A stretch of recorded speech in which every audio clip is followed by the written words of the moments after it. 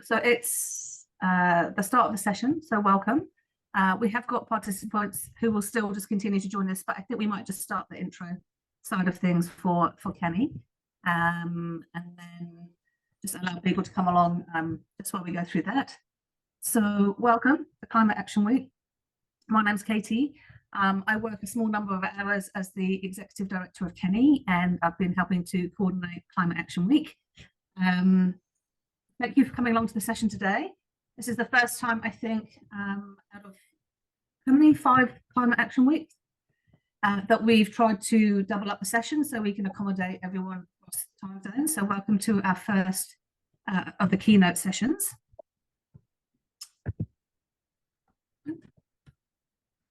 So today, really happy to welcome President Kenny, Ainsley Moore, for the welcome address, and also a speaker, a keynote speaker, Frauke Urban, a professor at the KTH Royal Institute of Technology in Sweden, around a very exciting topic, the future of flight and international travel. Just to give you a bit of intro about Kenny, for those of us who have joined us and maybe aren't too familiar about who we are and what we do. Founded in 2019, volunteer run with a global board. So there's about 17 members globally of our board who meet regularly to work out the governance, and we've got regional chapters, so based in Europe, Americas and Oceania. So if you're not a member of the chapter and you're interested in learning more, you can join the monthly meeting for Climate Action Week, which is happening on Thursday, I think, but more information on that later. We also have working groups who work around all different facets of keeping Kenny growing, the strategic direction, and all the great things that Kenny does. So basically, Kenny's vision is a reimagined international education sector that reaches net zero emissions by 2030. Just in terms of gaining traction, it's good to see Kenny being recognised within the sector with a number of key awards. And in terms of the reach, at the moment, there's probably practitioners from around 750 plus institutions globally, along with around 1,000 members. So it's good to see it growing. And in terms of our Kenny Accord signatories, so that's people signing up to various commitments in terms of working on climate action at that institution. We've got 65 plus who've already signed up, including institutions and organisations such as NAFSA, EAIE, and EU21. So if you'd like to join Kenny, we would love that. The more the merrier. So it's a case of not just events like this, but the regional meetings, opportunities to join the working groups, and yeah, just connect with like-minded practitioners within international education. So head along to the website just to sign up. And then I'm going to hand over to Ainsley.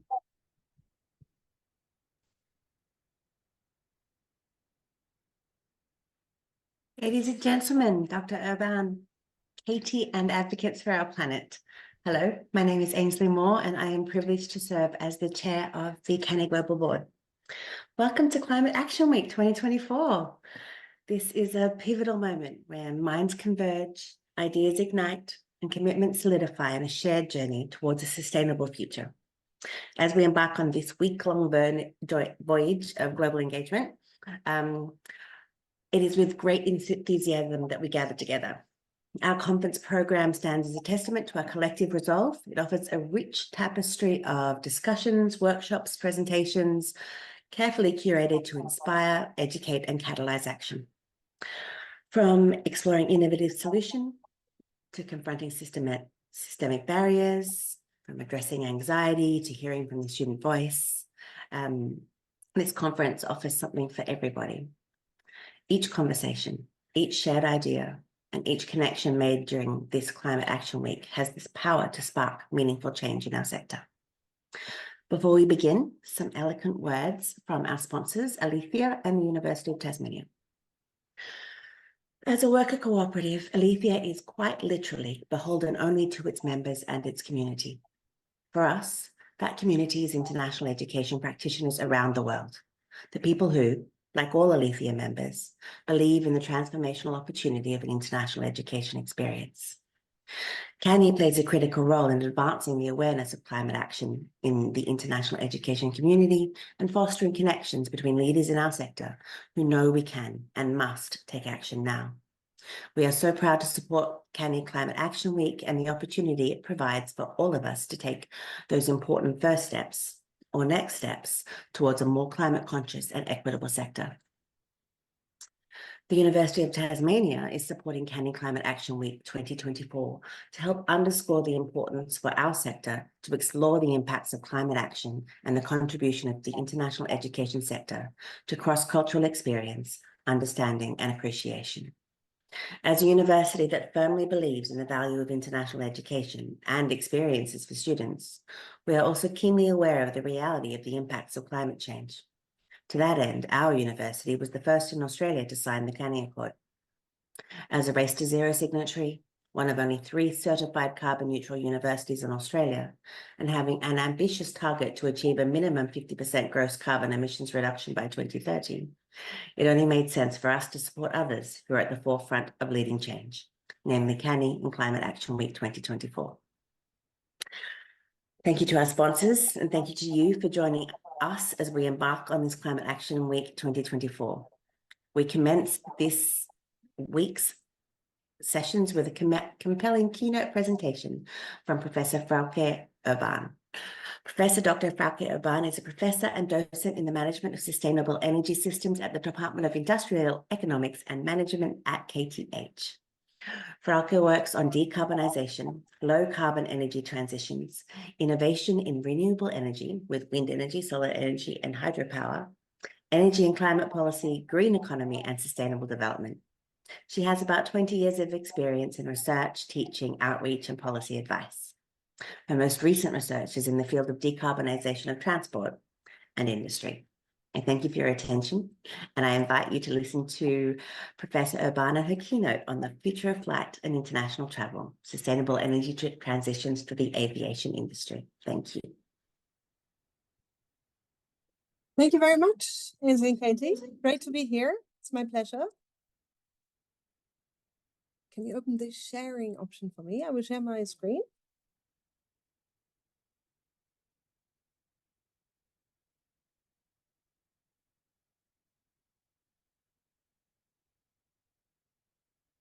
Okay, there we go. I hope you can all see. It's great to be here. I will be speaking about the future of flight and international travel, about sustainable energy transitions for the aviation industry. So first of all, it's been the dream of humans to be flying. And ever since about 120 years ago, when the Wright brothers invented the first airplane and were flying for a few seconds, it was basically the dream to be able to, for everyone to be able to fly. And today we have a huge infrastructure related to flying and the aviation industry. We have airports, for example, this airport here in Singapore, which is very fancy. Then also a hub in Frankfurt for Lufthansa and other airlines. We've all been there. It's been flying into the holiday, somewhere to a beach or to some other kind of holiday. And also the business traveling, of course. The world is interconnected. It's important for business travel and also for international education to be able to fly from one way to another. And we are also probably all familiar with the queues at the airport and all the social behavior that is linked to traveling.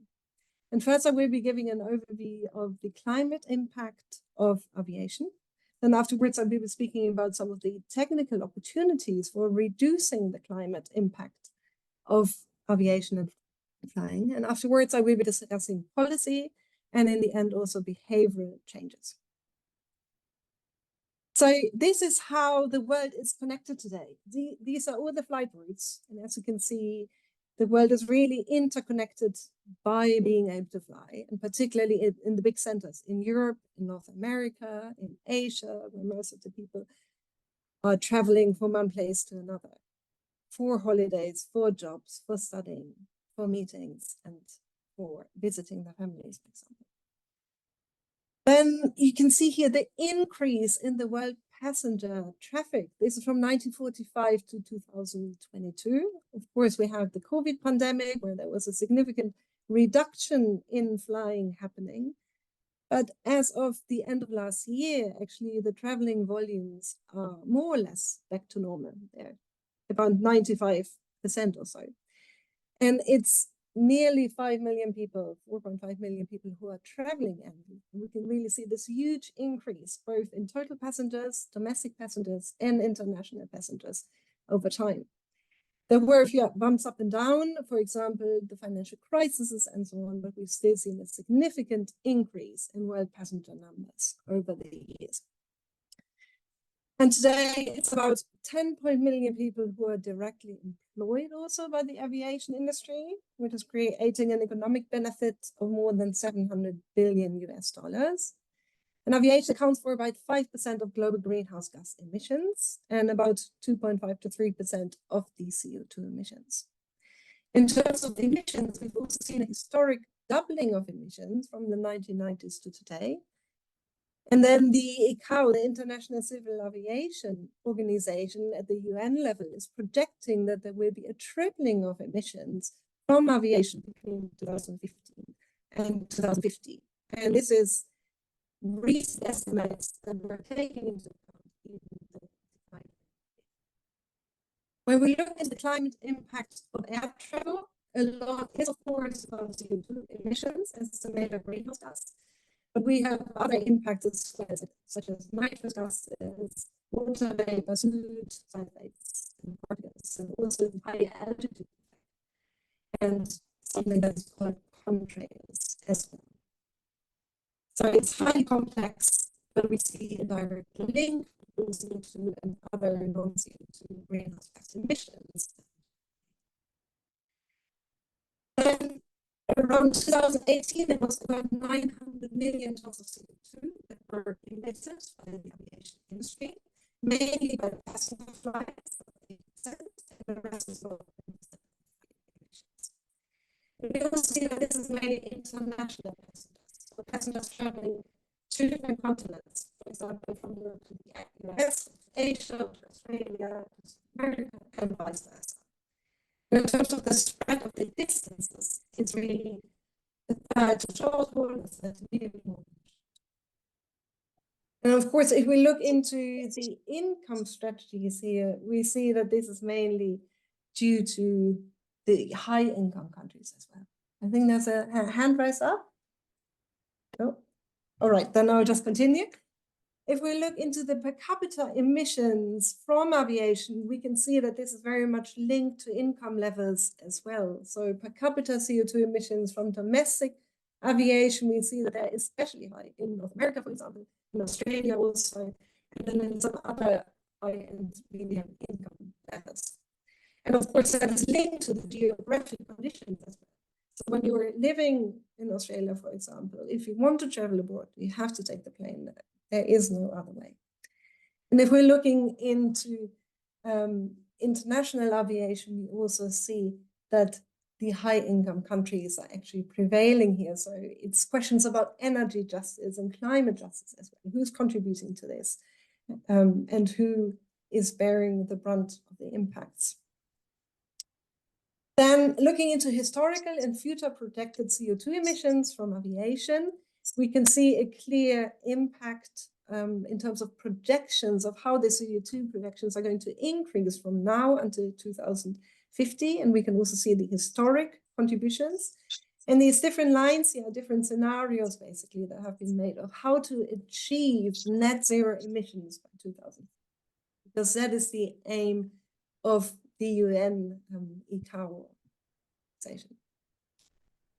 Then what can we do to reduce the climate impact of aviation? And basically, over the past few decades, there's been a lot of improvements, which were very incremental innovation, to be improving turbine efficiency, for example, to be improving aircraft design as well, and operations management. And of course, this had an effect. So with each new generation of aircraft, the assumption is made that the energy efficiency is about 30% higher. But for really reducing the impact of aviation for the climate, we basically need to reduce fossil fuels. Because at the moment, almost all of the fuels that are being used on a global level are fossil-based. So what needs to happen is really to have new fuels, which are low emission fuels, and new technologies in place to replace the fossil fuels. And the options are so-called sustainable aviation fuels, green hydrogen, and electric aircraft. And I will be discussing that in more detail. Then we also need policies to decarbonize the aviation industry at the international level, at the national level, and also at the regional level. And what we need is not only the hardware, like fuels and technologies and the policies, but we also need new business models and new behaviors, which is really important. And I'm going to be talking about the behavioral issues and the policy a little bit later. So let's start with some of the technological options available now, and also looking into the future of what might technically become available. So at the moment, I'm leading a project funded by the Swedish Energy Agency at KTH, together with Linköping University, where we're looking into how sustainable energy transformations in the Swedish aviation industry can be accelerated, with a focus on the sustainable aviation fuels, the hydrogen and the electric aircraft. And we're not only looking at the technical component, but we're actually examining the socio-technical transitions and the sustainability perspectives as well. So we have one PhD student who's working on life cycle analysis of different fuels, for example, and another 2 PhD students focusing on economic and socio-technical transitions and policy and political perspectives. And that's something that needs to be happening as well alongside the technological development for really making a change in this sector. Then let's have a look at the different technical options. So this is an overview of different pathways of how to create different fuels that can replace fossil fuels. And there are basically 4 options. So the sustainable aviation fuels are being grouped into the advanced biofuels. So this could be waste products from other sectors, such as used cooking oils, for example, from restaurants, and from the food industry, or it could be from the food processing, from slaughter waste, for example, that can be turned into advanced biofuels.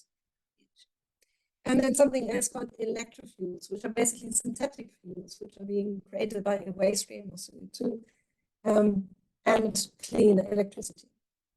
Then we have electric propulsion, which is possible as well, and green hydrogen.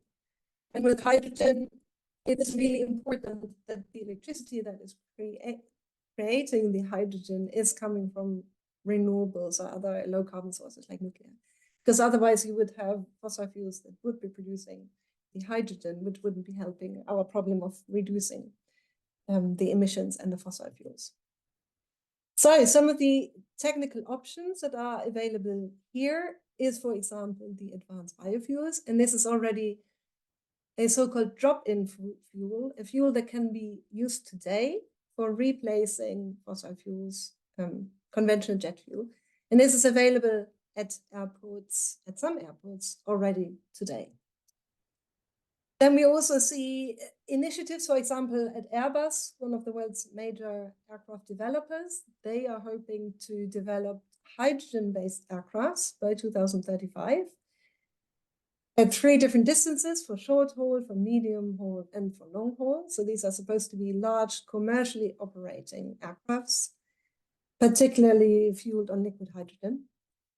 And then we also have the electric aircraft developers. So in Sweden, for example, we have Heart Aerospace, who's planning to launch commercially by 2028 an electric aircraft with place for 30 passengers.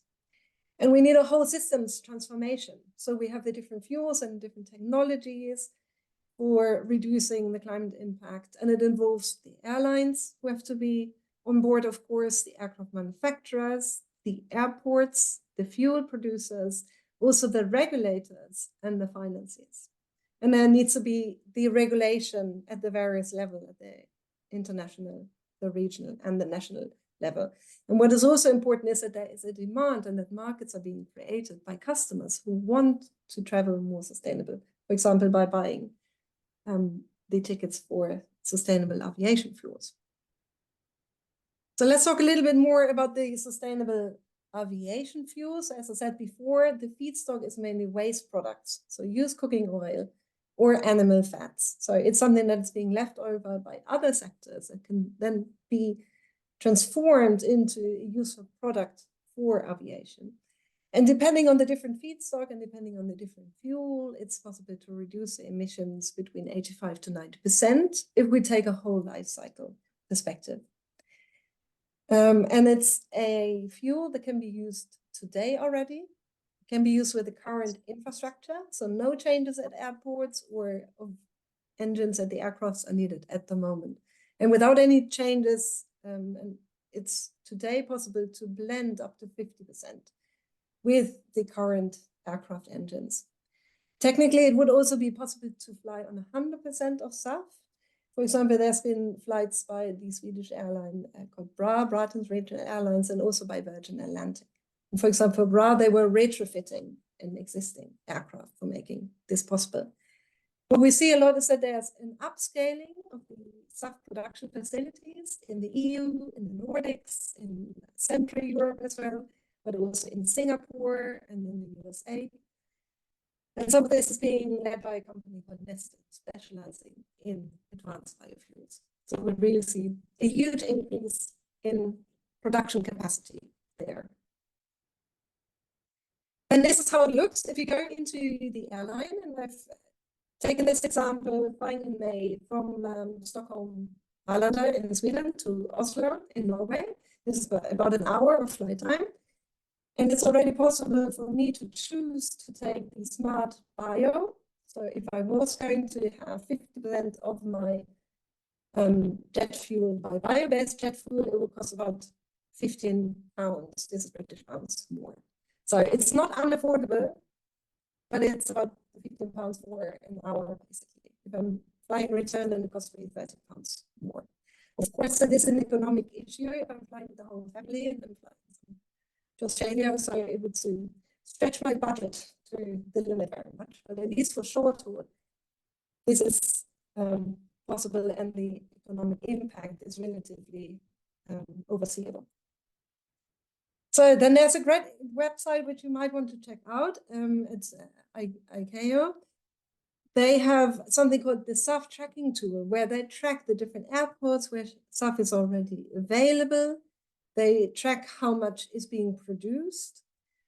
And it's about 120 airports today already, which are offering SAF at the airports. There's about 39 policies globally, which are supporting the development of SAF. And it's about over 50 billion liters of SAF, which are being produced and which already have uptake agreements as well. So the airlines who are having an offtake agreement with the producers. And then we also see that there's a lot of more conversion processes which are ongoing for having different fuels available. Then moving forward into electric aircraft. So this is a little bit into the future. At the moment, we have electric aircrafts which are very small, like the Pipistrel here. This is a Czech company who's developing electric aircrafts which are two-seaters. It's being used in the north of Sweden, for example, for flight schools. They're training pilots because the future is most likely going to be based, at least at the regional, at the short-haul level, on electric aircraft as well. So they're training pilots how to fly electric aircraft at the small-scale level.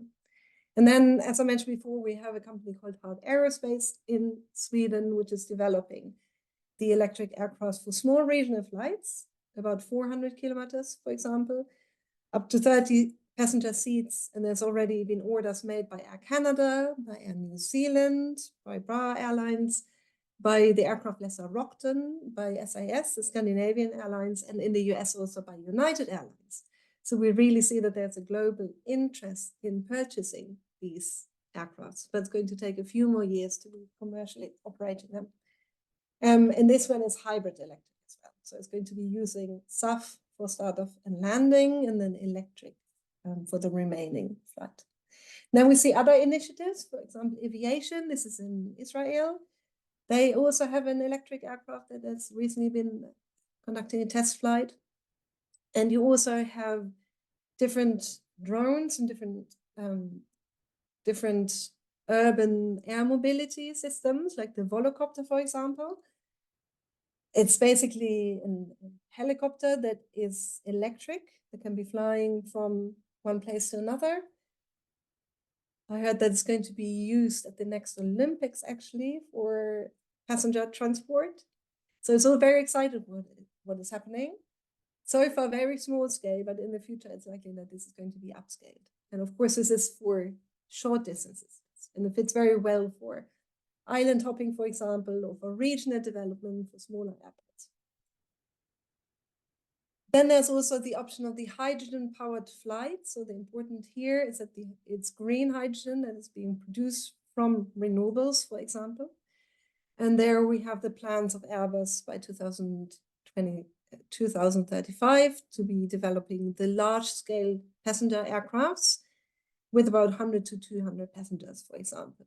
And they can be flying on long haul as well.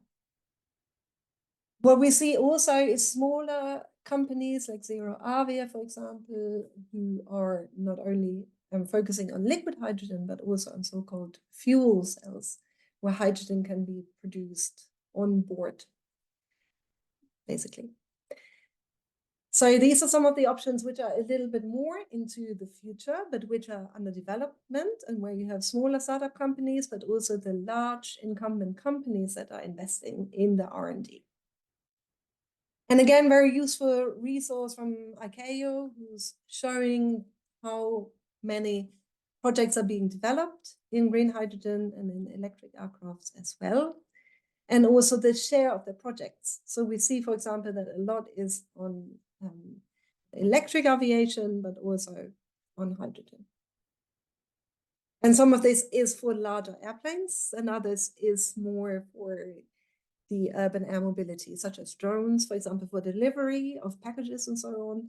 That's going to be helpful as well. And there's cases where it could be useful for the health services as well, or for the emergency services. They can deliver, for example, defibrillators to people in cities by drones before the ambulance can make it, or that they can support the firefighters, for example. So this is all a lot of movement in this field. Then we also have goals for net zero emissions. There's various countries and also at the international level where there's been plans by the countries and by the aviation sector to achieve net zero initiatives.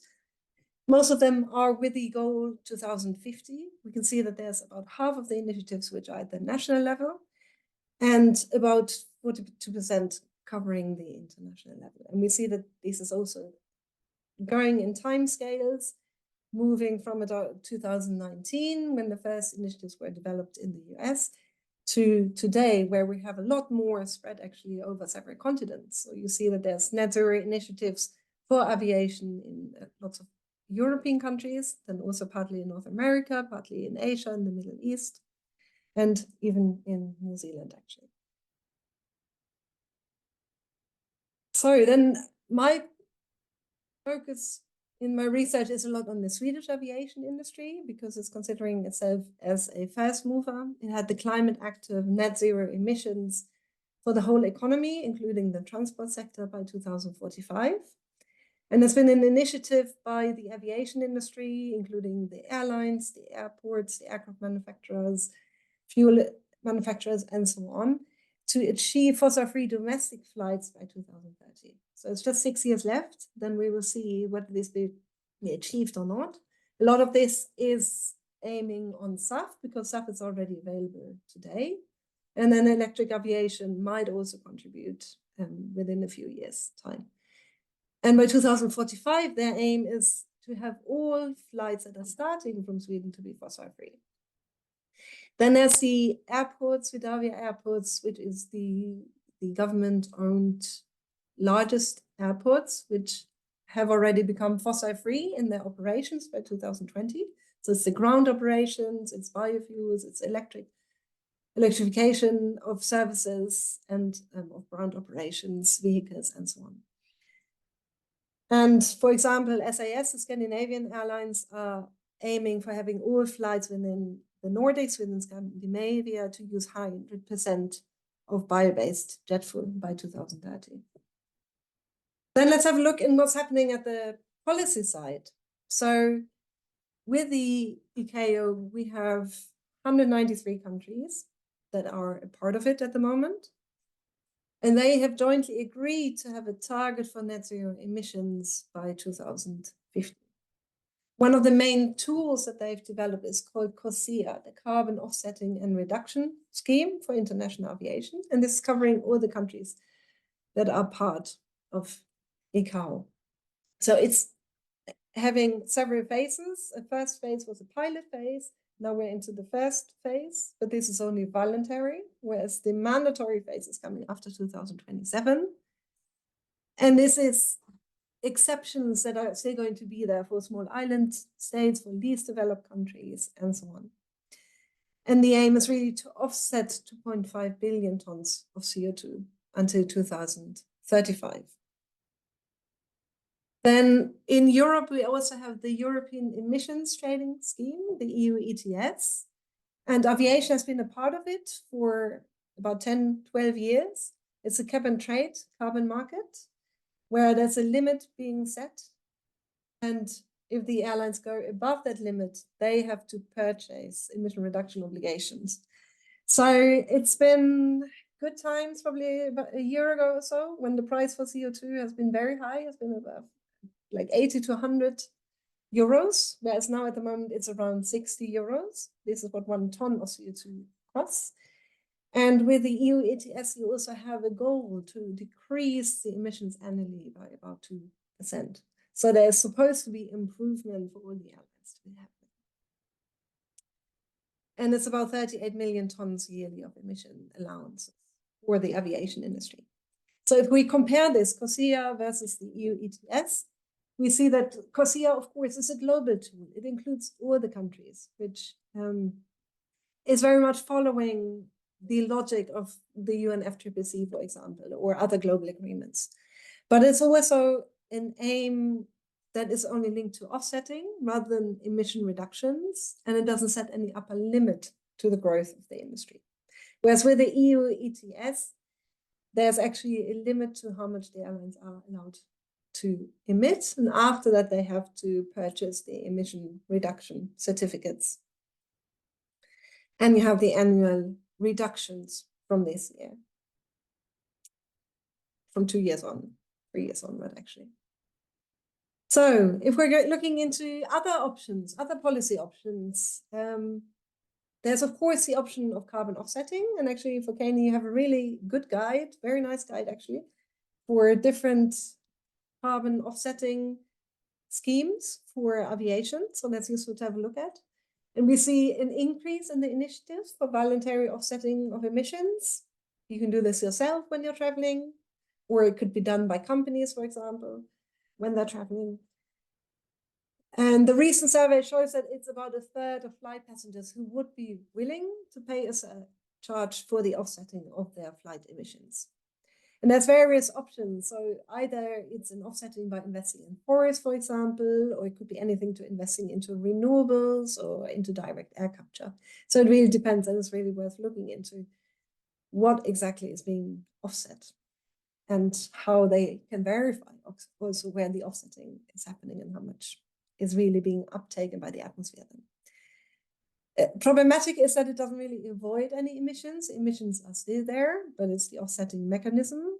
And then it's also sometimes difficult to really verify the emission reductions and what are good initiatives and what are maybe more conflicting offsetting programs.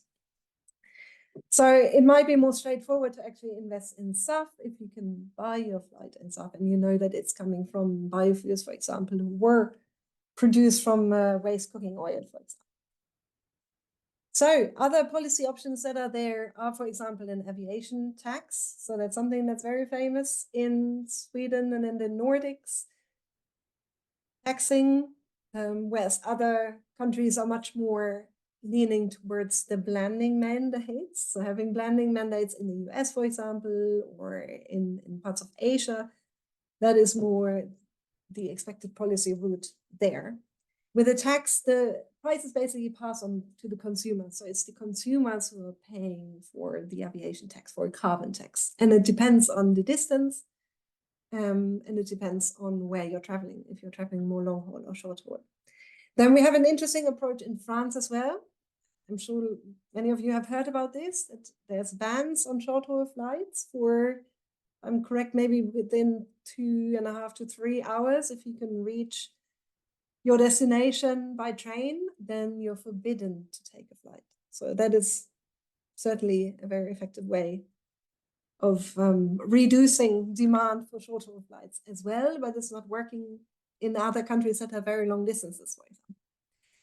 And then you also have research such as by Frauke and Urban, for example, who are suggesting a frequent flyer levy, which is progressive. It's supposed to be linked to income. And you see here from their paper, the kilometers that are traveled per person per year and over time, over 100 years. And you also see the income. So the higher the income is, the higher people tend to be traveling in terms of the kilometers. Then, of course, I have a question about this. This is becoming very much an energy justice and the climate justice question. It's raising ethical questions. And recently there's been a lot of reports about very wealthy people, famous people, politicians, rock stars, and so on, entrepreneurs who are flying with their private jets. And there's been studies which say that a private jet can emit about 2 tons of CO2 an hour. 2 tons of CO2, if you compare this to the average of what some people in the lower middle income countries are emitting, like in India, for example, this is the whole emission budget for one person per year. So it's huge amounts of emissions that are coming from the private jets. And that's a whole ethical debate that needs to be taken up as well. So there's estimates by Transport and Environment, for example, that estimate that it's 1% of the richest people who cause 50% of the global aviation emissions. And this leads us to the behavioral changes that are needed. Probably you've been wondering, I'm talking a lot about technologies and what is already out there and what is developing and different pathways for different fuels, but actually the simplest solution is, of course, to be flying less. And I think it's on all of our conscious to think about how much we travel and whether we really need to travel this. So there's alternative travel options like trains, for example. In Europe, the night trains are having a revival. So it's possible again, for example, from Sweden to travel to Germany, to Berlin, and so on by train. If you're using the Eurostar from the UK to France, this is possible. But of course, you need time, a lot of time. It's not easy to actually book the tickets. Sometimes it's separate tickets that you need. Sometimes it's becoming very expensive as well. And it raises the question about what happens in regions that don't have very good alternative options for traveling, like in the US or in Australia, huge distances, or in parts of Asia, huge distances, and some of the train systems are not very well developed. And if you're studying in London, for example, but your family lives in Shanghai or in New York or in Sydney, of course you have to travel back. So this is why it's unlikely to make reasoning that it's so easy to just not fly. But there are options when it's reasonable to take other options like trains and so on. But there's also those flights that are probably still going to be happening for various reasons. And then during COVID, we've all been noticing it's very easy to work remotely. It's easy to have digital meetings. We have a digital conference now. This works perfectly. There's people from all over the world. So it requires all of us to be thinking about our behavior and whether we really need to be at a meeting or at a conference, and whether it's not possible to just have it remotely on Zoom or Teams or similar networks. And then in Europe and in Sweden, it's this flygskam movement, the flight shaming, where it's nearly embarrassing to say that you're flying somewhere. So it's playing on people's conscience, of course, and especially younger people have become much more aware of whether they're flying, whether they need to be flying, or if they can travel by train or be meeting digitally, for example. So that's an important step into reducing our personal climate impact as well. So then we can sum up this presentation then, and then we have time for questions.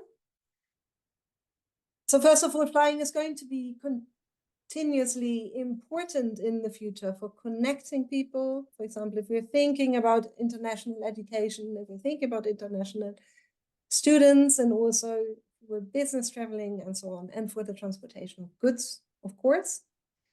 But we can all oversee how much we are traveling by flight, and also whether we can either offset some of the emissions or use SAF, for example, where it's possible. Then in the past, we've seen a lot of incremental improvements in technology and operation management. There's a lot of research also going on into flight paths, like how do the different airplanes have to fly to reducing the climate impact, and that's very valuable as well.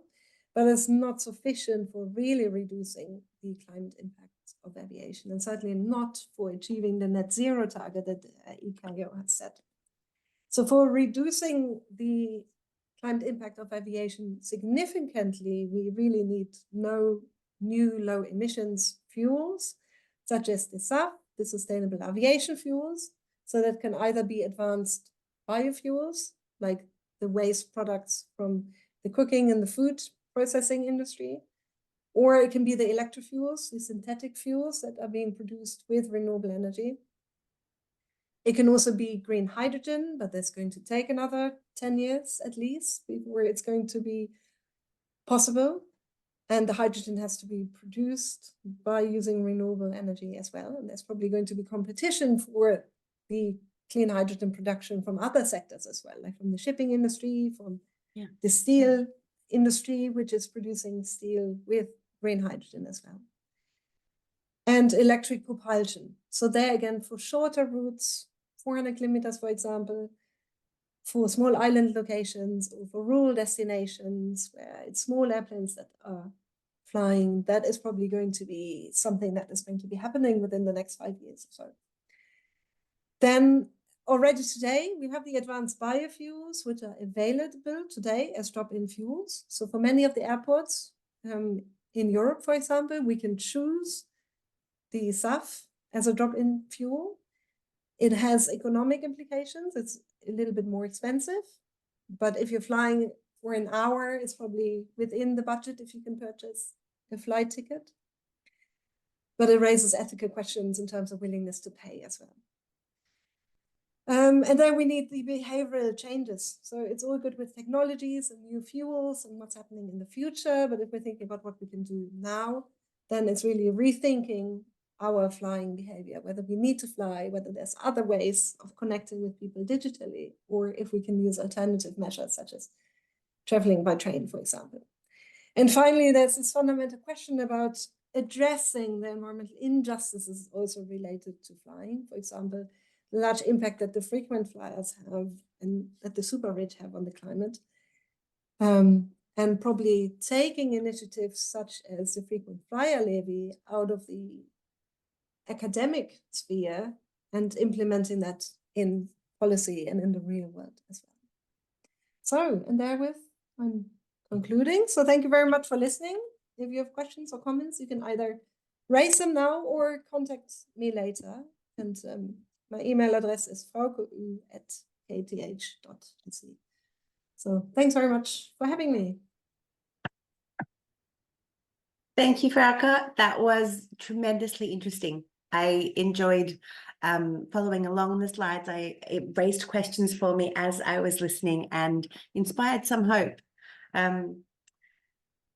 Thinking from a purely selfish position, sitting here in Australia, rather a long way from Stockholm, how long do you think until I can get myself a green flight? And more to the point, how long until my more impoverished students could do so? Yeah, well, the production of SAF is already available today.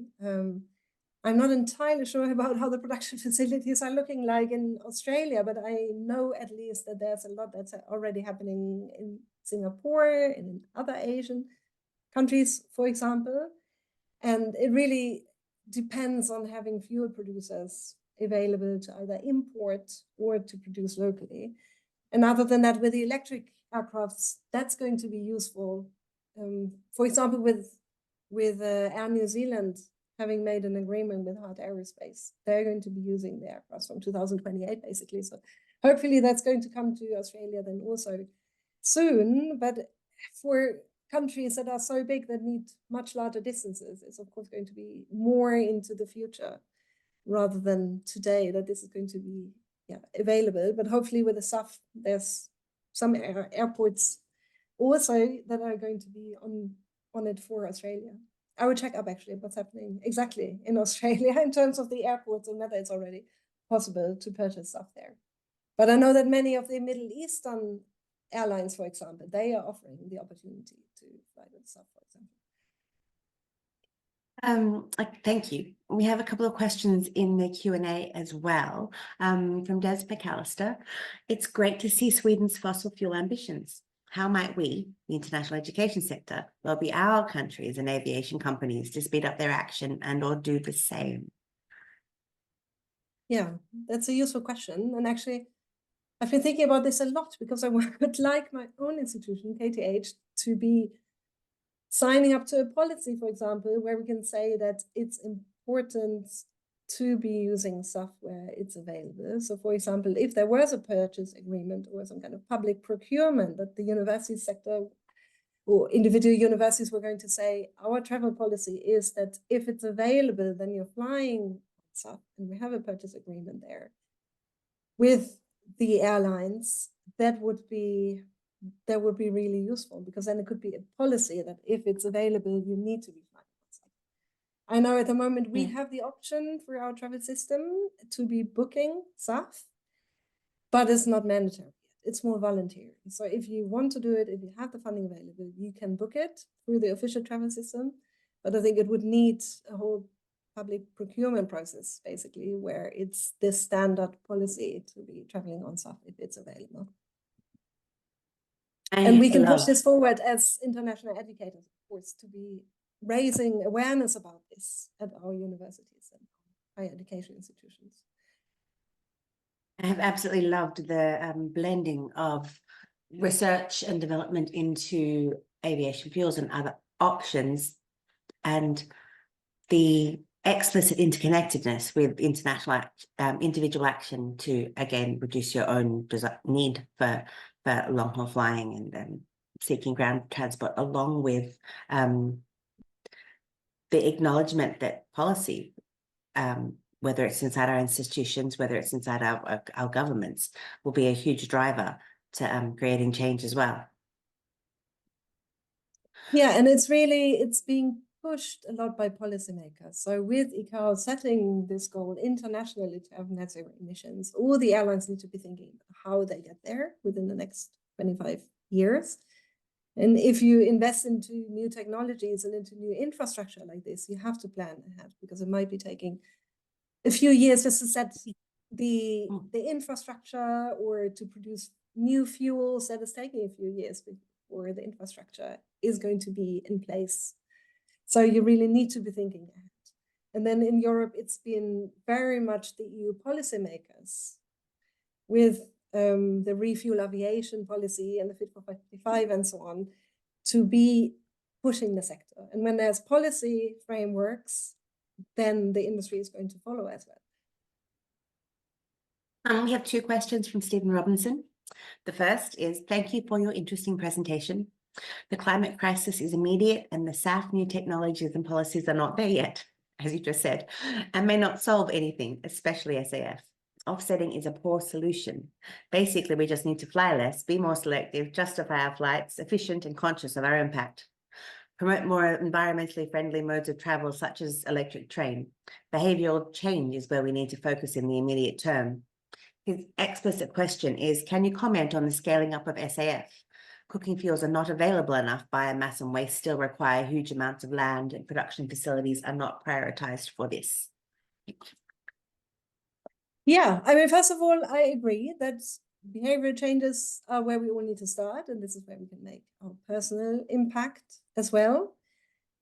At the same time, like seeing it from Europe and from the Nordics, there's a lot of new sub-facilities which are being built now, and it's not just the waste cooking fuels and like waste products from the slaughtering industry or so, but it's also like in the Nordics, they're very much investing into electric fuels, for example, so production of the fuels with clean electricity, and also having pathways to use waste products from the forestry industry for creating new kinds of fuels. So there's a lot of R&D that is happening. And if you fly within Europe, there's a lot of airports already where you can choose the stuff. So depending on where you are in the world, of course, this is either available or it's going to take a few more years. But I think check out your airline and see if it's an option. And then if it's available, then I would definitely recommend to be buying this stuff. And other than that, of course, yeah, behavior changes, reducing flying, using other options, and offsetting is available as well while we wait for the upscaling of technology. So it's no quick fix. It's not like everything is happening magically overnight, but it's a transition that is ongoing, that is taking time, but we really see huge upscaling of the production of cleaner fuels and new aircrafts, electric aircraft, for example, being developed. So this is all in the making, and hopefully in a few years' time, I might be reporting back and saying, this is, you have the option now to fly electric, for example. I confess I am waiting desperately for that magic bullet, but whilst appreciating that behavior changes in my hands right now.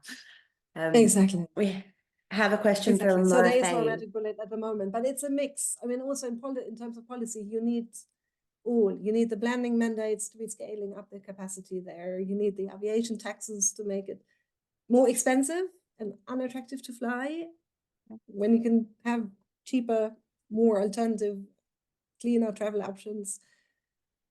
And then you need the mandatory requirements to reduce emissions as well, which is going to speed up the changes in the aviation industry.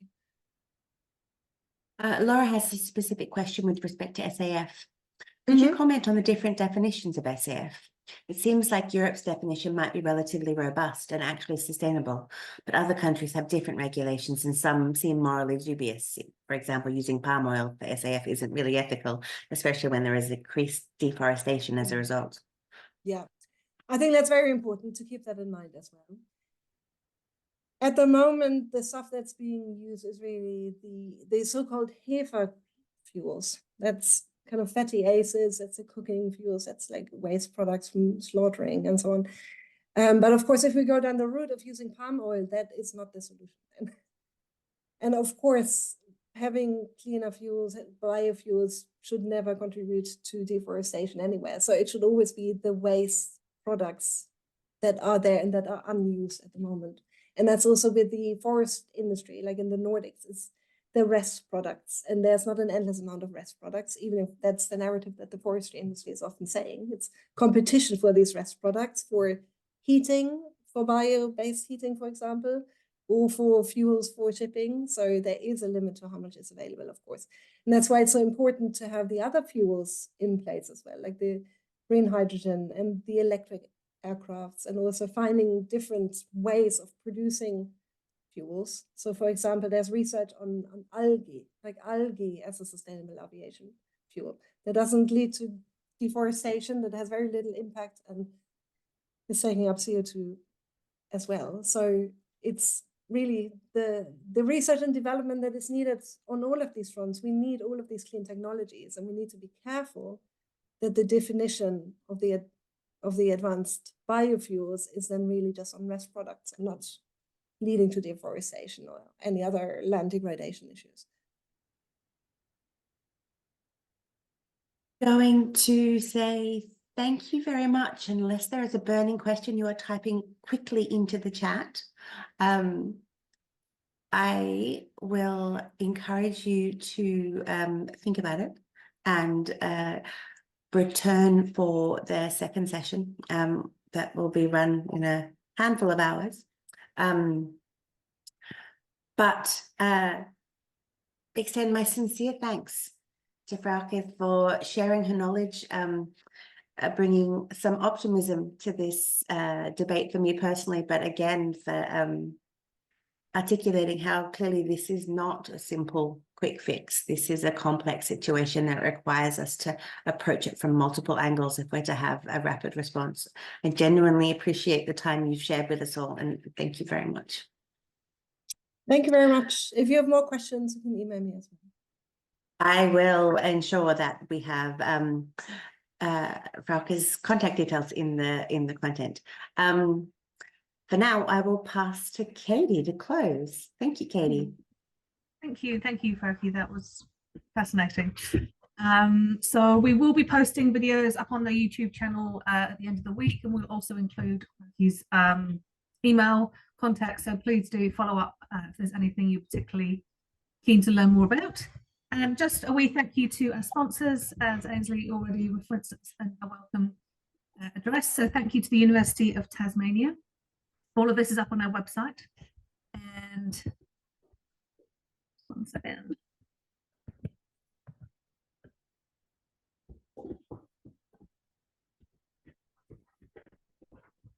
Just a 1 minute video. Hopefully this works. If not, because the sound was a bit funny, we will see. How do I feel about the sustainability agenda? Passionate but impatient. As fast as we go, we've always got to be going faster. My colleagues are doing remarkable things, but every time we do a remarkable thing, I know we've got to do more, because we have to solve this now. The University of Tasmania has a very clear, holistic sustainability agenda. We have embedded it into our overall strategic plan for the university. It has its own framework for sustainability that encompasses 4 main areas of activity that are to be taken into account in all of our decision-making and activities. In projects we choose always deliver additional environmental and social co-benefits, for example, biodiversity protection, or the creation of jobs for local communities.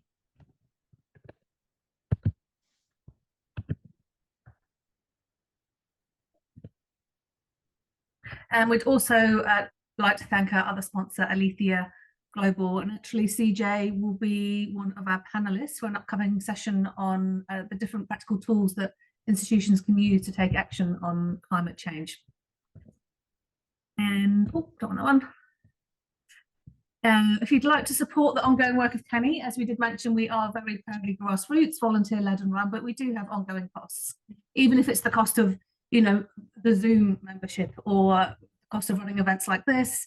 So if you would like to donate even just the price of a coffee, we would love that. That's all set up on the Kenny website, so please do go ahead and click on that button if that's something that you would like to do. There's absolutely no pressure. And just as a reminder, this is the start of Climate Action Weeks. There's still some really amazing sessions to come. Today, we've got another networking session for any early career researchers hosted by our Kenny Academic Advisory Board. We have the panel presentation tomorrow that I mentioned. And we've also got a psychologist based in Madrid who's going to be exploring climate psychology. We have student-led session, and we can hear from our delegates, our 2 delegates from Kenny who attended COP28 on Wednesday. And then if you're not a member of one of our regional chapters and you'd like to find out more, that's also happening on Thursday. So very friendly and welcoming. They do have speakers, but it's also an opportunity just to join in and kind of learn more about what our regional chapters get up to. But other than that, thank you very much. And we'll call it a day. Look at that, 5:59. Good timing. Thank you. Bye-bye.